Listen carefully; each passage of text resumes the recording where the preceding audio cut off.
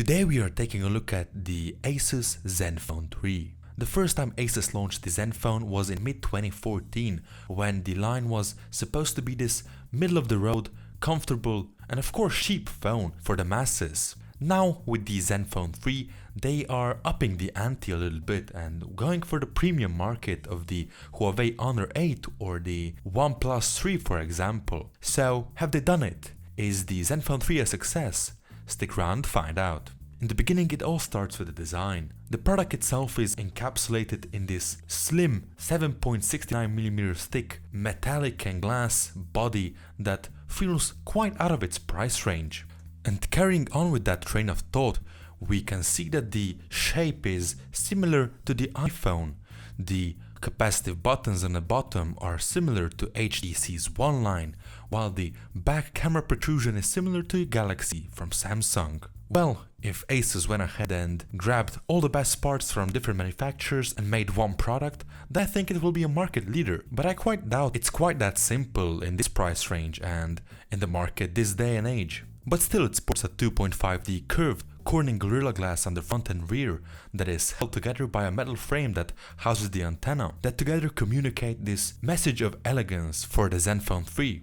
Well, all isn't that well when it comes to the design, as at 145 grams it's not the lightest smartphone out there, and although it is comfortable to hold on the one hand, it still has an all-glass design that means that it's quite a bit slippery and it likes to fall out of our pockets if we're not careful. It's also a fingerprint magnet like you wouldn't imagine. The smudges are more prominent on the back, and given our review sample was the black version, the problem was amplified even more, and no matter how much care we put into keeping the product clean, it never seemed to be. Most people don't like the protruding back camera either. Yes, it doesn't really sit quite flush with and it didn't really bother us in day-to-day usage, but still even after a few days use of the device we actually noticed some scratches of the glossy finishing on the corner around the camera. So in time I think it will be quite worn down. On the other hand, I'm quite satisfied to say that the Corning Gorilla Glass does its job well, and we in our 2 weeks of use never experienced any scratches whatsoever appearing on either side of the device,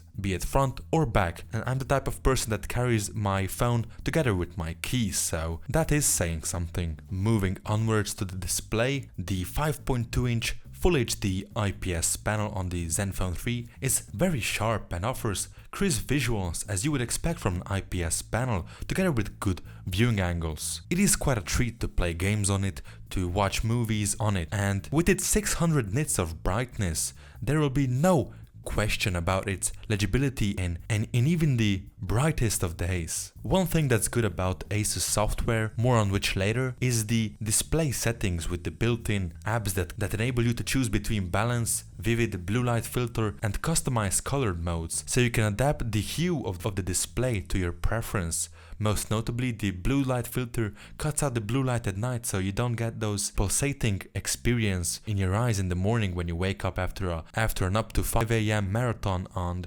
browsing on Reddit. Well, we've all been there, so comes handy in those situations like you wouldn't even imagine. The ZenFone 3 is powered by a Snapdragon 625. It's a mid-level processor that packs in enough RAM, 3 or 4 gigs depending on the model. Not as much as the flagship phones from Qualcomm that deliver up to 6 GB of RAM, but then again, the smartphone performance is not always directly correlated to the internal specs.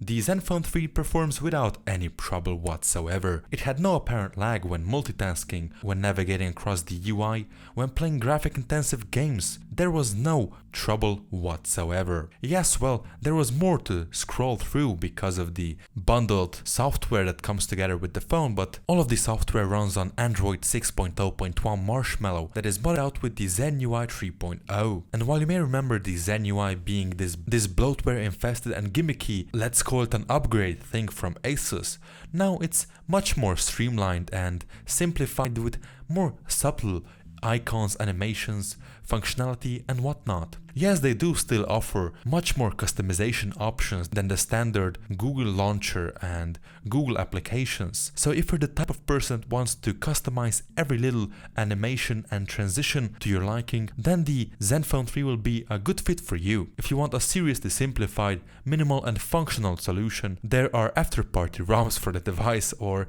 maybe a different phone. What I found most annoying about the software was the combination of the fingerprint reader and the macro functionality of the fingerprint reader. So if you lightly tap it twice, you have the option to enable it to open the camera. As you may realize, tapping twice on the back of the phone is quite usual, or sliding across the fingerprint reader twice is quite usual even more, and that happened every few minutes for us, that we opened up the camera app or somehow otherwise triggered a macro that we didn't really want. So not everything that's embedded into the Zen UI is smart and usable. As far as connectivity options go, the ZenFone 3 supports a hybrid SIM slot that can take a nano SIM together with a micro SIM or a micro SD card slot. While both SIM cards support 3 or 4G, only one can connect to the networks at a time. Now onto the main pitch of the product from Asus. Its camera. It sports a 16 megapixel rear camera with an f2.0 aperture that packs the Tritech autofocus technology, allowing the device to focus in just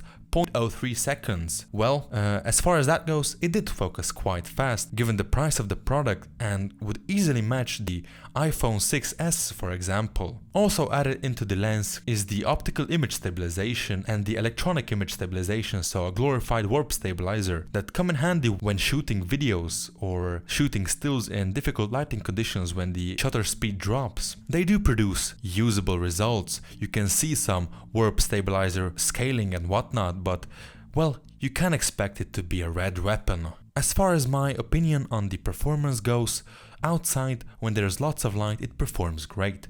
The colors work, they are vibrant, they have good amount of detail and accuracy, maybe a bit too much noise and a lack of clarity when zooming it in, but it's not even a point and shoot, it's a phone. I would have liked to see it support RAW, so you could play with the photos even more in Photoshop or Lightroom.